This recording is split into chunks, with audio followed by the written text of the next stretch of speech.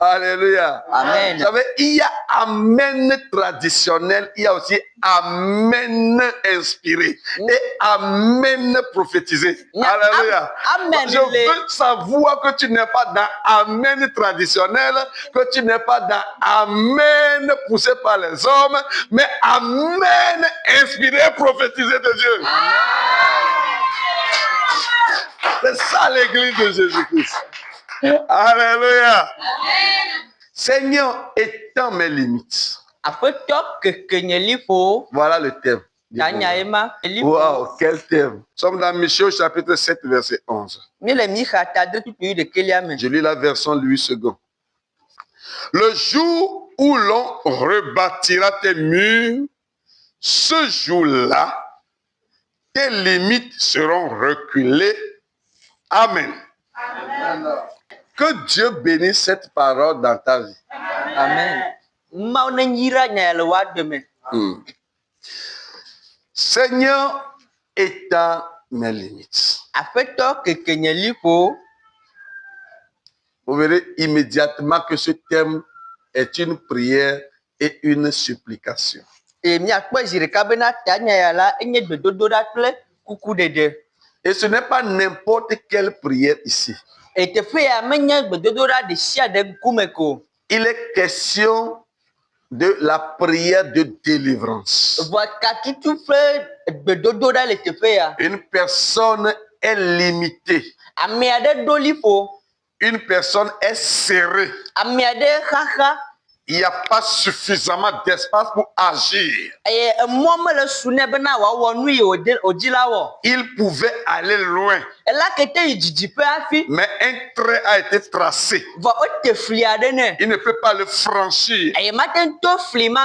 Il est circonscrit dans une mesure donnée. Et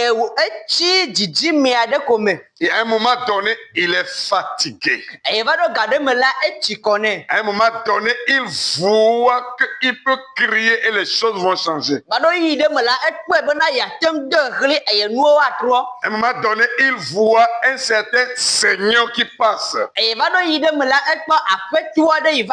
À un moment donné, on lui prêche un Seigneur qui se nomme Jésus-Christ.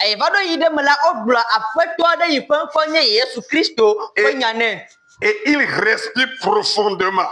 Et il dit, cette occasion ne me dépassera pas. Celui que j'ai besoin pour maintenant être élargi arrive maintenant. Et là, il commence à pousser des cris. Des cris de prière. Il dit, Seigneur, tu ne me dépasseras pas. Seigneur, tu ne me laisseras pas. Seigneur dit, qu'est-ce que tu veux que je te fasse? Et il dit, Seigneur, étends mes limites. Et le Seigneur a étendu ses limites. Donc c'est une prière qui est adressée à Dieu. Que tu dois reprendre comme c'est ta prière. Pour voir tes limites élargies. Reçois cette prophétie au nom de Jésus. Alléluia. Amen. Il y a quelqu'un dans la Bible qui a fait cette expérience. Son nom s'appelle Jabès. J'attends prochain Jabès. 1 Chronique au chapitre 4 verset 10. Jabès invoqua le Dieu d'Israël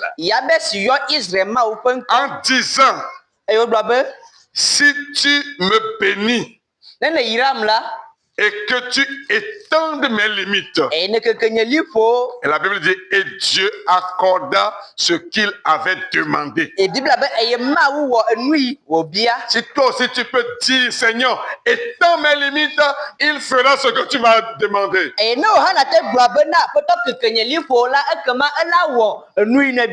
dis, Dieu peut t'accorder ce que tu lui demandes. Donc, dis-lui seulement, étends mes limites, Seigneur.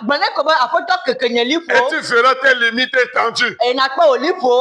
Je vois tes limites étendues. Je vois tes limites étendues. Je vois que tes limites ne sont pas près de toi encore. Alléluia. Amen. Prenez l'exemple du Togo. Le Togo n'est pas ce que nous sommes aujourd'hui. La terre togolaise n'est pas ce que nous voyons aujourd'hui. Les Allemands étaient venus et on avait un grand territoire. Après la Deuxième Guerre mondiale, les Anglais et les Français sont venus. Français yovo, English yovo va. Ils ont repartagé la terre du Togo. Maintenant, là où était la frontière aussi éloignée, ils l'ont resserré. Et l'autre partie qui était pour Togo revient au Ghana maintenant.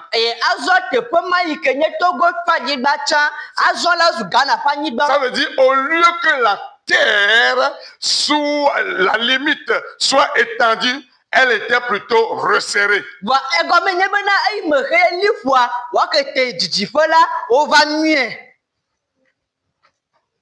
Donc c'est le contraire qui est arrivé pour le Togo.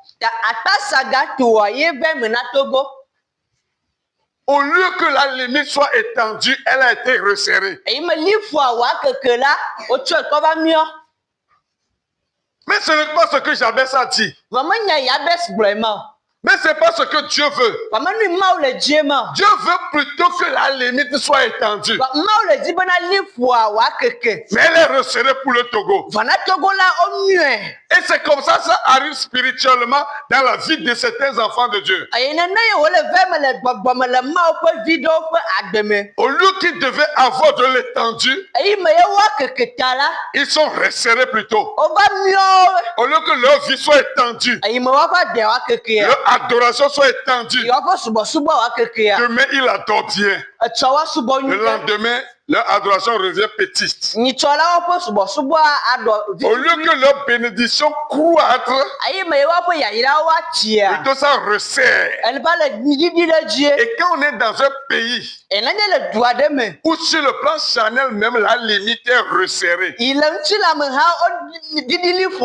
qui peut arriver maintenant dans le monde spirituel? C'est pourquoi un enfant de Dieu doit comprendre qu'il doit prier. Il doit chercher la face de son Dieu pour que ce drame de son pays ne vienne plus s'accomplir dans sa vie. Mais comme notre thème est une prière de délivrance, je commande au nom de Jésus, ce qui veut resserrer tes limites, je lui retire son boulot. Et je commande que ta limite repart jusqu'à sa place. Et je commande que tu vas plus loin que ce que tu avais avant. Je prie que ta limite s'étende maintenant au nom de Jésus. Aujourd'hui, je veux prophétiser sur la vie des gens. Tes limites vont reculer. Je dis tes limites vont reculer. Je dis tes limites vont reculer. Si c'est un homme qui le resserre, si c'est un démon qui le resserre, je commande qu'il te libère et que tu avances au nom de Jésus. Va de l'avant. Je dis va de l'avant. Je dis va de l'avant. Au nom puissant de Jésus. Alléluia. Assois-toi dans la paix. Alléluia. Amen. Tu es béni. N'oubliez pas qu'aujourd'hui, c'est le premier message de cette église. Elle a sa place très importante dans ta vie. Amen. Amen. Bon, quelle est l'origine des limites?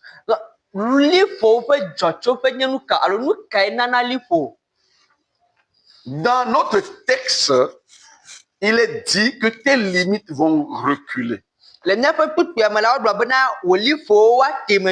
Maintenant, les limites ici ont relation avec Dieu.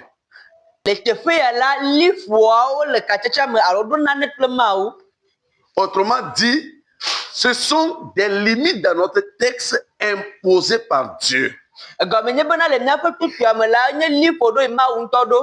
C'est une limite que Dieu même a dressée sur Israël.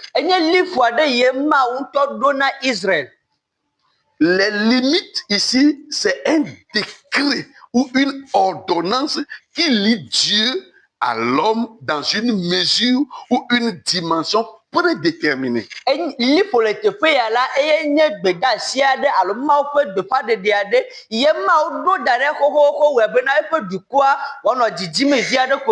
Ça, il faut retenir ça. Les limites dont parle Michée, le prophète Michée, c'est une limite que Dieu a imposée. C'est Dieu qui leur a tracé ces limites. Et il ne s'agit pas d'une frontière terrestre, mais il s'agit d'un décret qui relie exclusivement Dieu et un peuple, Dieu et une personne, Dieu et une communauté.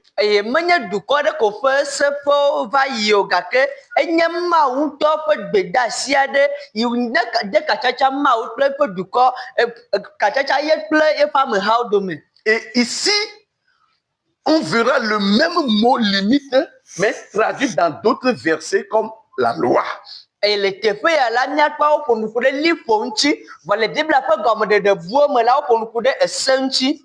Dans d'autres versets, on voit le même mot, mais traduit par une prescription de Dieu à un peuple dès son enfance.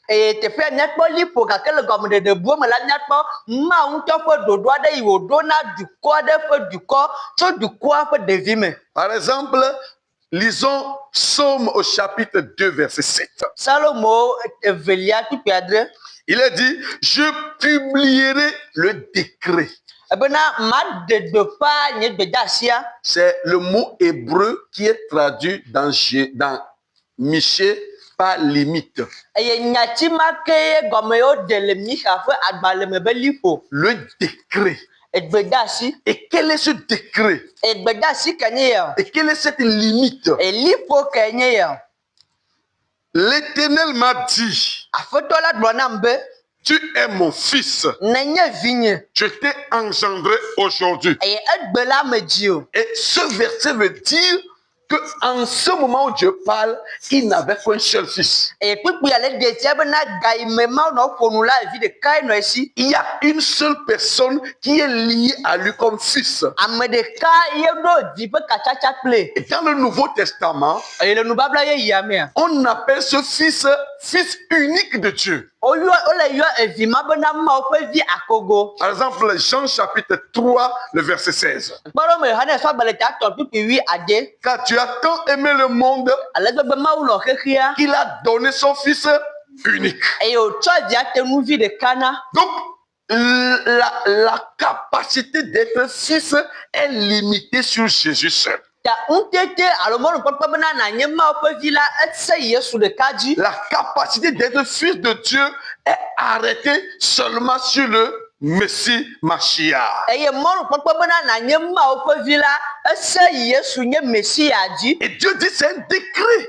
Et Dieu dit c'est une publication solennelle de sa part. Vous pouvez m'adorer comme vous voulez. Vous pouvez être des fervents adorateurs. Mais vous ne serez pas mes fils. Mon décret s'est arrêté sur lui. Il dit, tu es mon fils, singulier. Mon fils. Pas mes fils. Tu es mon fils. C'est cette limite que j'impose. Donc c'est cette loi que j'impose. Donc c'est cette ordonnance que j'installe. Prenons un autre exemple avec le peuple d'Israël. Psaume 81, verset 4. Dit, car c'est une loi pour Israël. une ordonnance du Dieu de Jacob. Et la loi ici, c'est le même mot hébreu qui est traduit par Miché, limite, et somme de décret.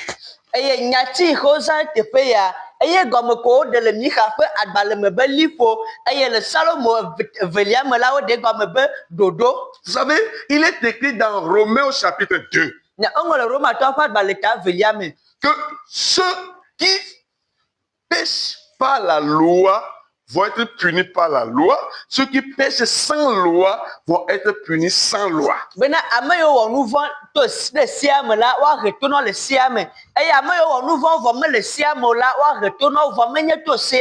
le texte continue de dire, si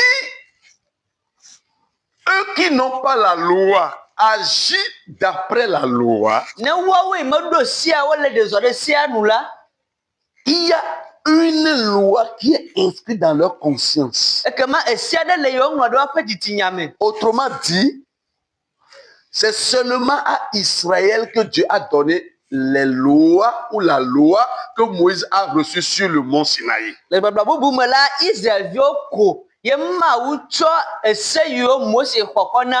Car c'est une loi pour Israël, pas pour moi, pas pour toi. Car c'est une ordonnance de Dieu de Jacob. Pas à Kofi, pas à Kodjo, pas à Mevi. Pour Jacob. Donc c'est une limite que Dieu a imposée. Jésus, quand tu viens, tu te tournes seulement vers Jacob. C'est pourquoi Jésus a dit dans Matthieu chapitre 15 verset 24, il dit, je n'ai été envoyé qu'aux brebis perdues de la maison d'Israël. Écoutez bien ça. Il dit, je n'ai été envoyé qu'aux brebis perdues de la maison d'Israël. Matthieu chapitre 10 verset 6. Jésus envoie ses disciples à l'évangélisation. C'est une sorte de stage qu'il les envoie. Ce n'était pas encore la mission véritablement confiée aux apôtres. Et Jésus leur dit, n'allez pas chez les païens. N'entrez pas dans la maison des Samaritains. Mais allez seulement chez les brebis perdues de la maison d'Israël. Donc il y a une limite que Dieu lui-même a instituée. Cette limite concerne sa relation avec seulement un groupe d'individus.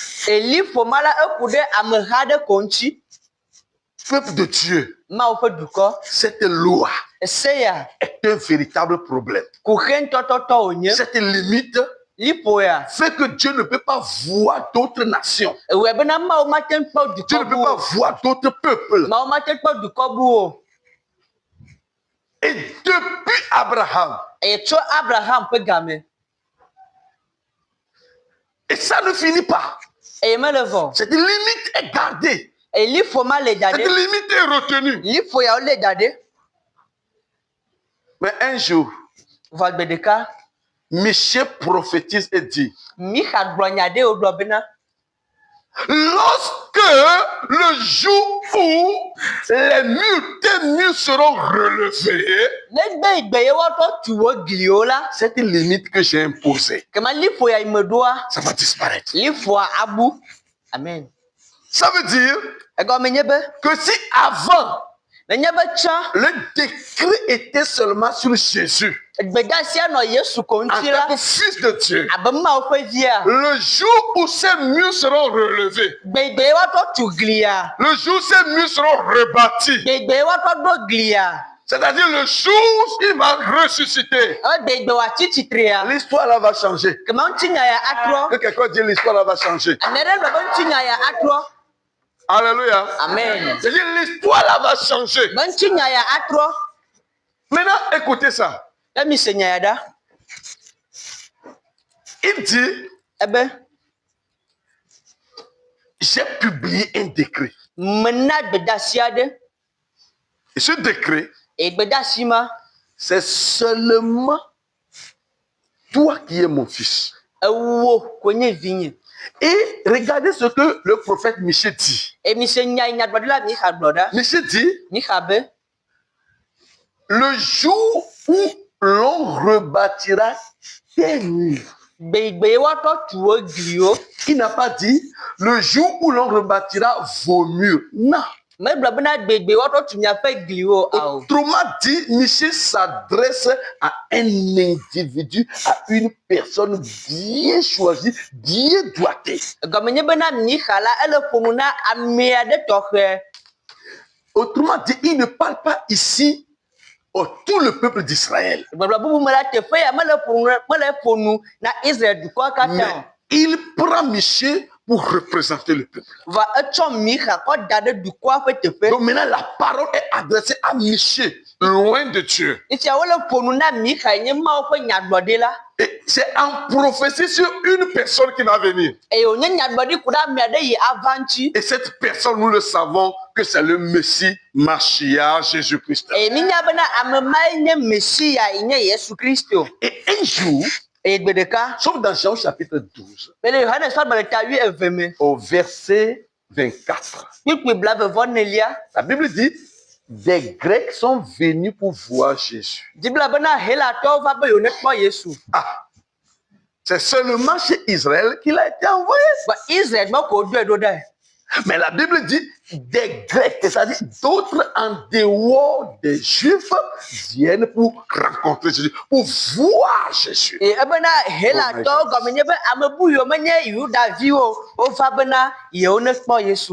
a deux mots de la Bible qui décrit les Grecs. Il y a d'abord le mot hellénistas. Hellénistas. Ça veut dire helléniste en français, qui veut dire les enfants d'Israël, mais qui sont nés en grec, sur la terre grecque.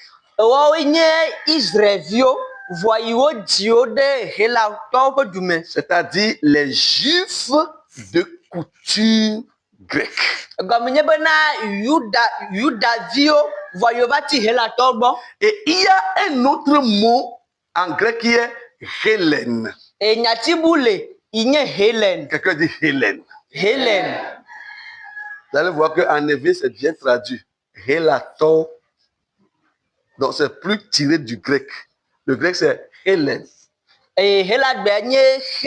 Ça veut dire le grec né grec de la culture grecque resté grec. Il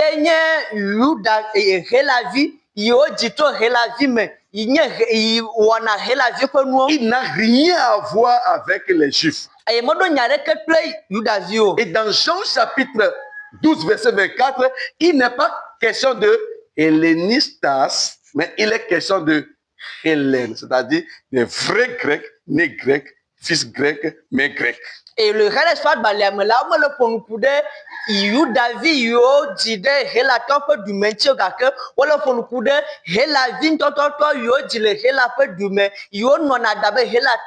autrement dit, les païens qui viennent dire à Jésus, nous voulons voir Jésus. Mais la loi est claire. C'est seulement pour Israël. La loi est claire. Le décret est clair.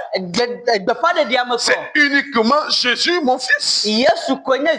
Au jour de baptême, il a même dit encore, celui-ci est mon fils, en qui j'ai mis toute mon affection. Donc, il n'y a aucune affection qui va vers autre personne. Toute affection, c'est vers lui seul. Mais les Grecs sont venus pour voir Jésus. Et nous voulons voir Jésus. Et on vient le rapporter à Jésus. Et Jésus dit, waouh, Waouh. Wow. Les Grecs veulent me voir. Et Jésus va donner ce parabole. Le grain, quand il ne tombe en terre et ne meurt, reste seul. Mais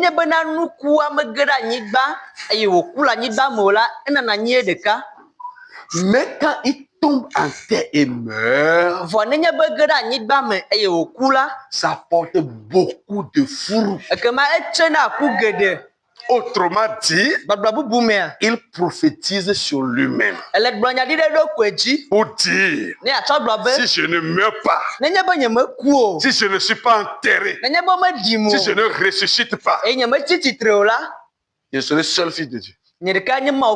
Israël sera seule nation de Dieu. C'est pourquoi plus tard, la Bible dit, lui qui n'a pas péché, il a été arrêté, ligoté, cloué, battu à mort. Sa souffrance est tellement atroce que on a brisé le pied des autres avant qu'il me met lui. Sa propre souffrance là, ça l'a tué. Et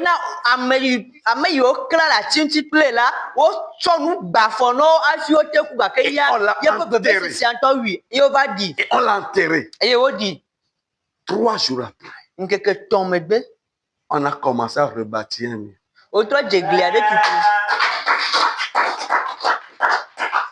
On a commencé à rebâtir un mur. Le 3e jour, le mur est prêt. Quelqu'un dit le mur est prêt. C'est rebâti.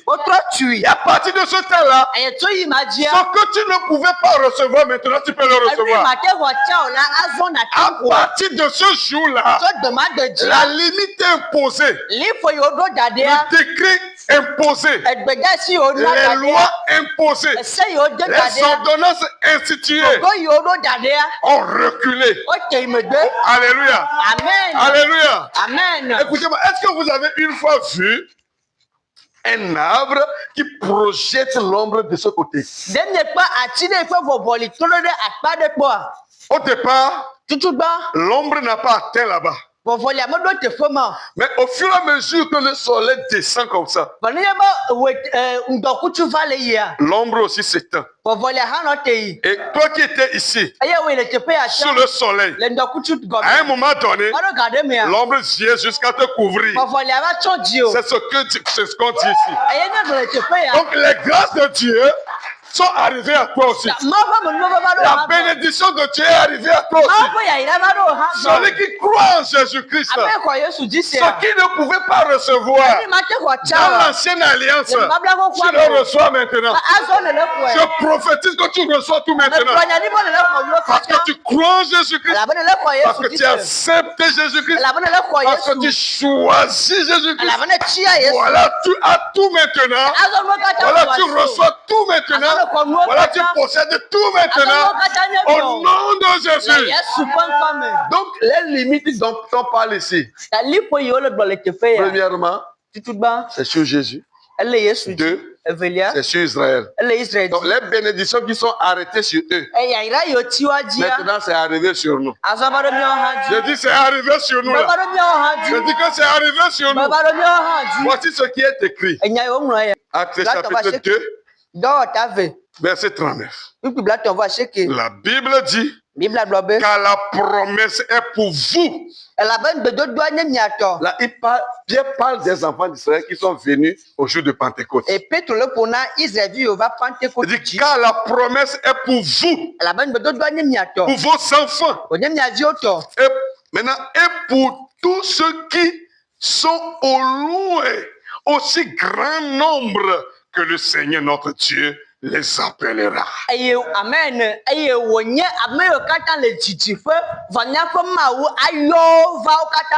Jésus peut recevoir le Saint-Esprit. Toi aussi tu peux recevoir le Saint-Esprit. Israël peut être protégé par Dieu. Toi aussi Dieu peut te protéger. Israël peut être béni de Dieu. Toi aussi tu dois être béni. Ce qu'ils avaient, Donc si tu l'as. Ce qu'il s'en fait. Donc si tu l'as. Et Paul écrit aux Romains païens leur dit. Il dit, vous les Romains, vous êtes co-héritiers. Amen. Avec Christ. Ce que Christ a, tu peux l'avoir. Que quelqu'un dise, je reçois ce que Jésus a reçu. Je reçois ce que Jésus a reçu. Que quelqu'un prophétise que je reçois ce que Jésus a reçu. Si tu le dis avec foi, alors tu peux crier Amen. Amen. Ton Amen ne répond pas à la prophétie. Tu peux dire Amen. Amen. Ton Amen est au-dessous de la prophétie. Tu peux dire Amen. Amen. Voilà le peuple de Dieu. Alléluia. Amen. Donc je veux que quand tu sors, quand tu vas quelque part, que tu sois capable de dire ce que Jésus a, je le reçois. Ce que les Juifs ont, je le reçois. Et si tu vois quelqu'un, Dieu le bénit, et il fait comme si c'est lui seul qui est béni. Tu peux dire Seigneur, aujourd'hui les limites n'existent plus. Tel que tu l'as donné beaucoup de richesses. Tel que tu l'as donné beaucoup de dons. Tel que tu as mis sur lui une onction pesante et suffisante. Au nom de Jésus-Christ, moi aussi je reçois ça. Moi aussi je manifeste ça. Moi aussi j'accomplis ça. Moi aussi je marche avec ça. Et ta vie, elle va changer. Et ta vie va changer les autres. Et ta vie va transformer ton environnement. Tel il a fait, toi aussi tu le fais. Amen. Alléluia. Amen. Avant c'est Jésus seul qui fait lever les paralytiques. Mais Actes chapitre 3. Tu as dit, j'ai quelque chose. Moi aussi, je peux te dire. Paralytique, je t'ordonne maintenant au nom de Jésus. Lève-toi. Qu'est-ce qui s'est passé? Le paralytique s'est levé. Toi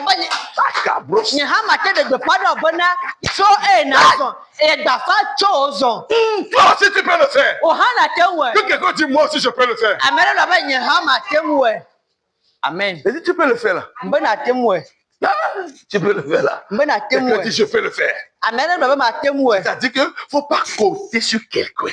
Il ne faut pas attendre l'onction de quelqu'un. Ce qui était limité sur certaines personnes, ça vient aussi sur toi.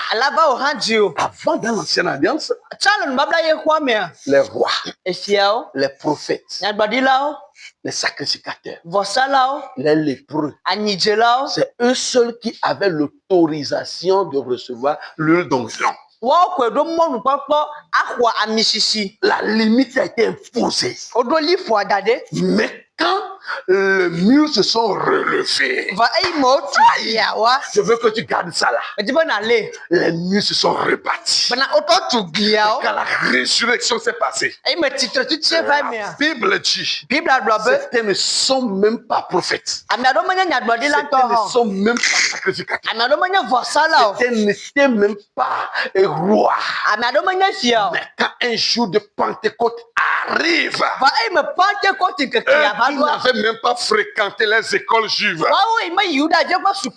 Bible dit qu'il était dans une chambre haute. Un vent pur est venu. Un vent extraordinaire est venu. Un vent surnaturel est venu. Et quand il était là-bas caché, il était là-bas couché, il était là-bas assis, il était là-bas silencieux. Mais quand le vent surnaturel survint sur eux, la Bible dit qu'ils se sont levés. Ils ont commencé à parler. En ce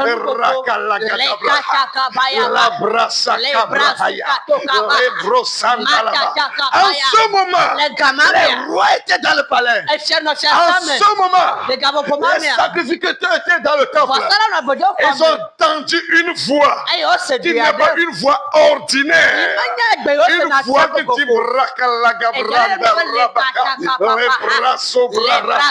le roi sort de son palais. Le prophète sort de sa tunique.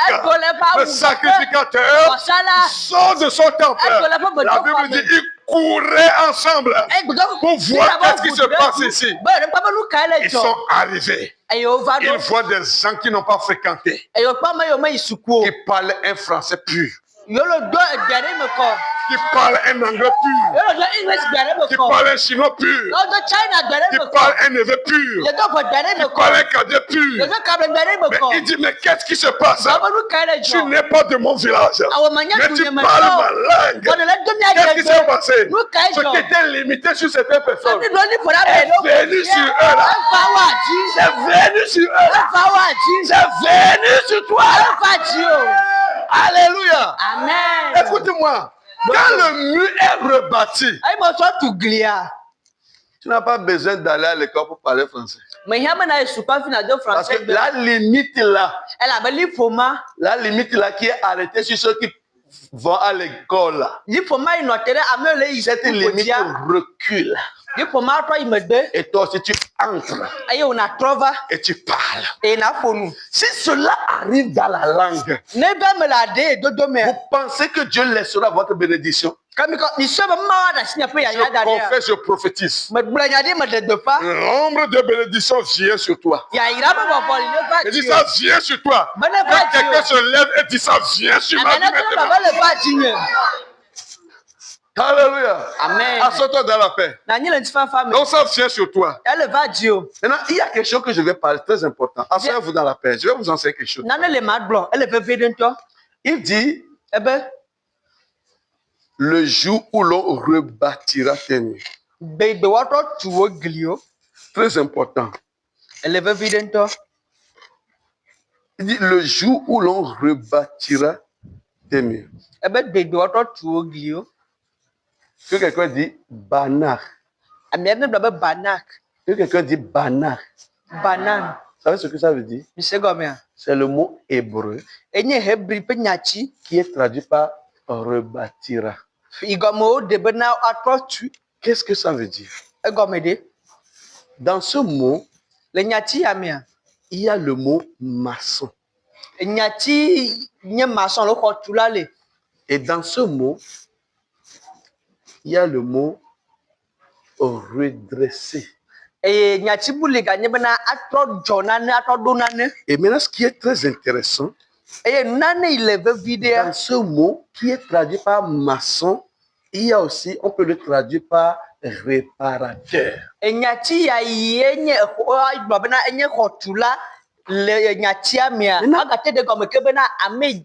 Maintenant, pourquoi Dieu veut qu'on rebâtit le mur?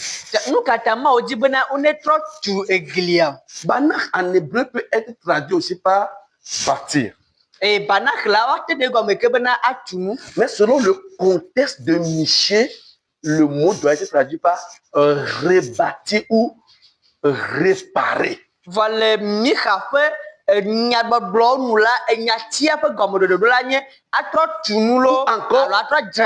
Encore reconstruire.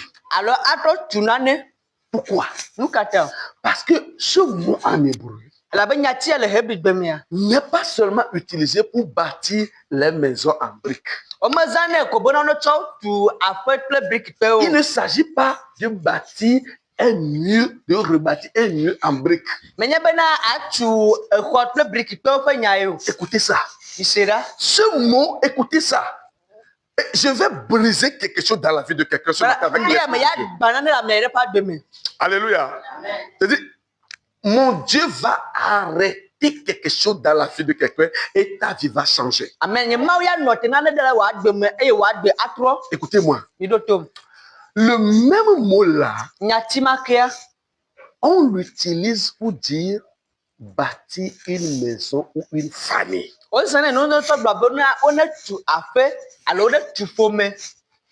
Oh, quand on l'utilise pour bâtir la famille et non rebâtir la famille,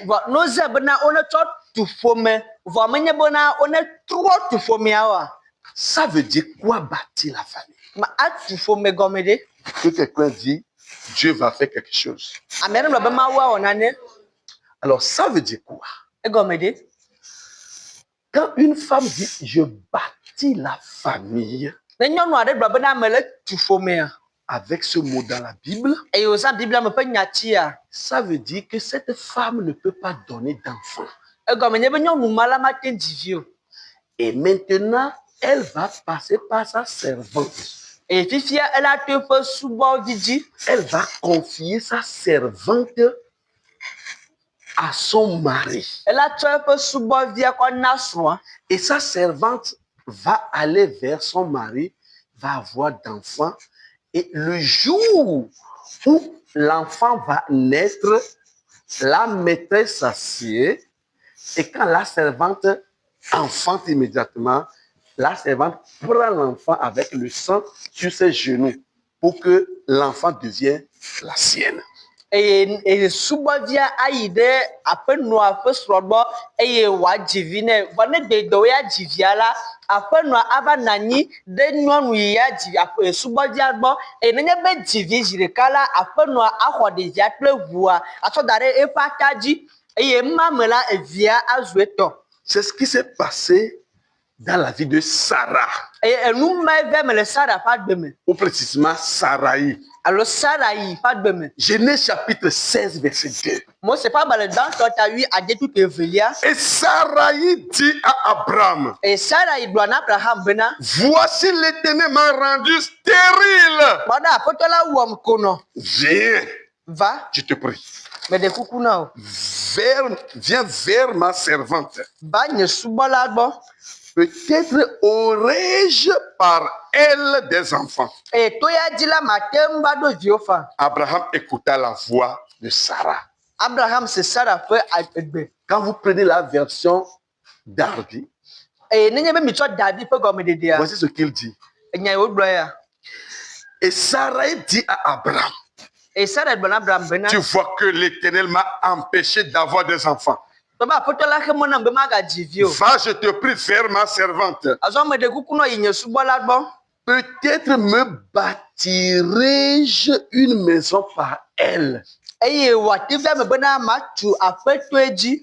Abraham écouta la voix de Sarai. Et Abraham, c'est Sarah. Donc le mot là qui est bâti consiste à ce que ce n'est pas vous-même qui fasse l'enfant. Mais c'est comme vous êtes incapable de donner d'enfants, alors vous choisissez une servante et vous partagez avec votre servante, votre mari, pour que vous, lui aussi partage son enfant avec vous. Et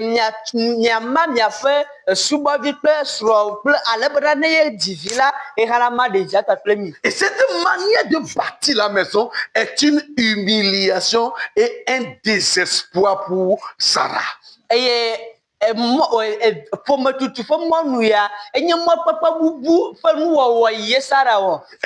intervient, Dieu dit, ça doit se passer comme ça. Je vais rebâtir le mur. Donc, ce qui avait été bâti là, c'est pas ça mon plan. Non. Ta bénédiction ne passera pas par quelqu'un. Tu ne vas pas profiter de la bénédiction de quelqu'un. C'est toi-même qui dois être béni. C'est toi-même qui dois donner les enfants. C'est toi-même qui dois bâtir ta famille. Et la Bible dit, un jour, lorsque l'enfant est né, Abraham était en joie. Abraham était fier. Il veut prier Dieu pour bénir Dieu. Il arrive devant Dieu. Je lui dis, Abraham, marche devant ma face de façon intègre. Parce que ce que tu as bâti là, ce n'est pas à moi. Je ne suis pas dans ce que tu as bâti là. Abraham dit, mais qu'est-ce qui se passe? Dieu lui dit, maintenant je vais faire une alliance avec toi. Et l'enfant que Sarah va te donner, C'est cet enfant qui sera propre à toi. Autrement dit, je vais rebâtir ta famille. Dieu va rebâtir ta famille. Dieu va rebâtir ta vie. Dieu va rebâtir ta maison. Que quelqu'un dit Dieu va rebâtir ma maison. Donc quand nous comprenons ce texte comme ça, nous savons que pour que je devienne quelque chose, c'est pas que quelqu'un va être riche, je vais être son coursier pour que moi aussi je profite de son argent. Non. Moi aussi je vais être riche et quelqu'un va être mon coursier et il va bénéficier de mon argent.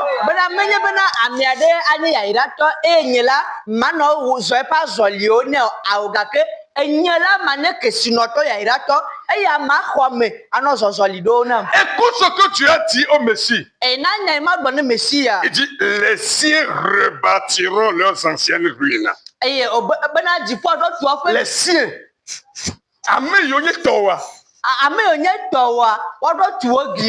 Les siens, il dit au Messie, il dit à Jésus, ceux qui vont t'accepter, ceux qui vont te recevoir, ce sont les siens. Eux là, ils rebâtiront leurs anciennes ruines. Ça veut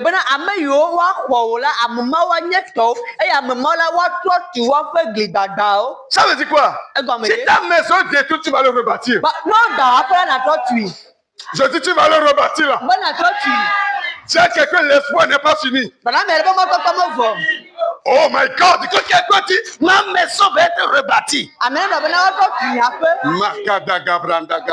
On a dit, Abraham va sacrifier ton fils. Mais la Bible me dit, lorsqu'Abraham amena son fils pour sacrifier, il a revêtu d'un manteau. La Bible dit, Abraham a revêtu son enfant d'un manteau. Et ce manteau s'appelle la résurrection.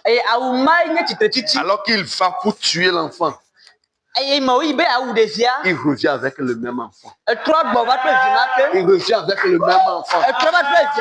Pourquoi? Parce qu'on a rebâti l'ancienne ruine.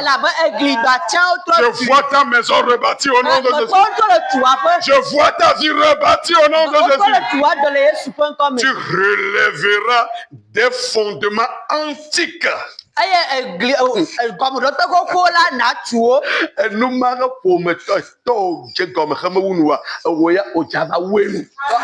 ton père a commencé et qui n'a pas pu achever, toi tu vas l'achever. Ce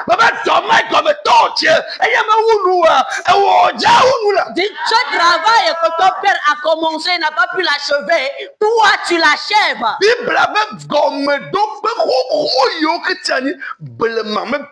La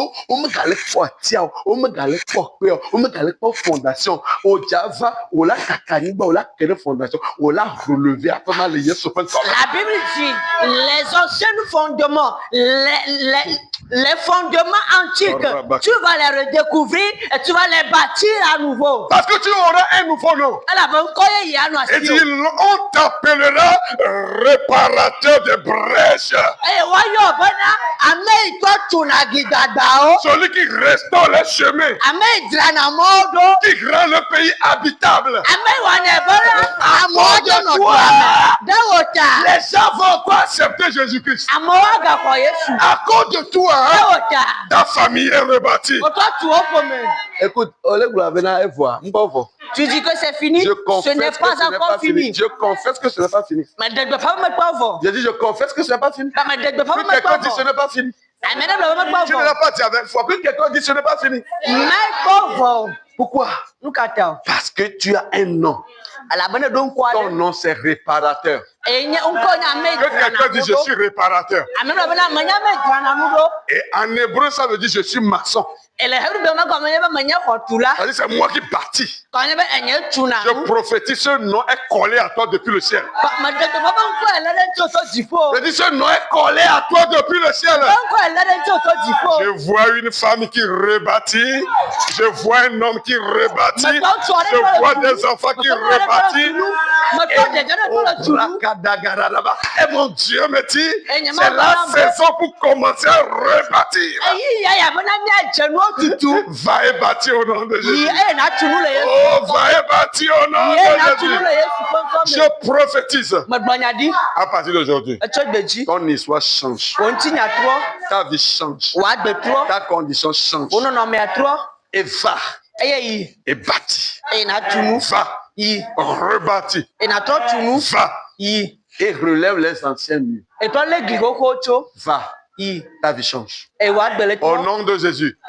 Que quelqu'un dit Amen. Amen.